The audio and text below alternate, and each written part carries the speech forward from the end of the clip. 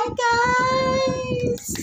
Yes, ito na yung hinihintay kong pagkakataon, Char. Pagkakataon talaga. So talaga guys, totoo nga may pera dito kay Facebook. So magtiyaga lang tayo at maghintay.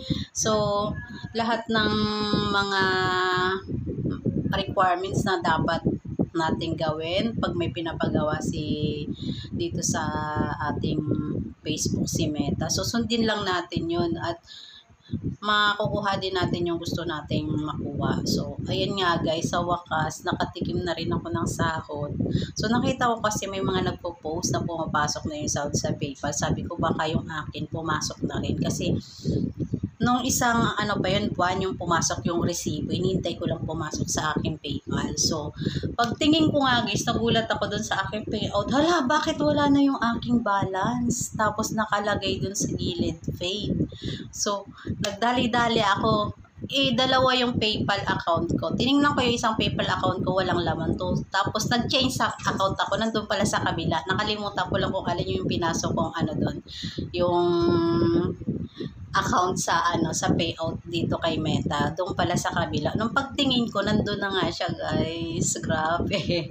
Kahit maliit lang, talagang masaya ako na sa unang sahod ko dito kay M. So gusto ko siyang ibili ng ng yung araw-araw ko siyang makikita. So ibibili ko siya ng TV plus back kasi sira na yung TV plus back natin, hindi na ako nakakapanood ng TV, minsan gumagana, minsan hindi, pahirapan talaga guys. So yun yung aking bibilhin para naman sa remembrance ko. So pagtingin ko sa TV, nakikita ko yung TV plus, o diba makikita ko na yun yung unang sahod ko sa sa Facebook talaga. So ang gagawin na lang natin, dahil monetize na nga tayo, so keep uploading lang tayo guys. So mga yung nag-umpisang katulad ko, so wag tayong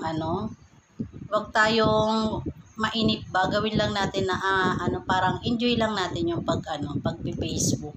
Wag nating masyadong seryosuhin na ay ang tagal naman, ganun, nakakainis, ganun. Wag. So parang lang, enjoy nyo lang. Ako nga dati nahihiya akong magpatawa-tawa dyan, char.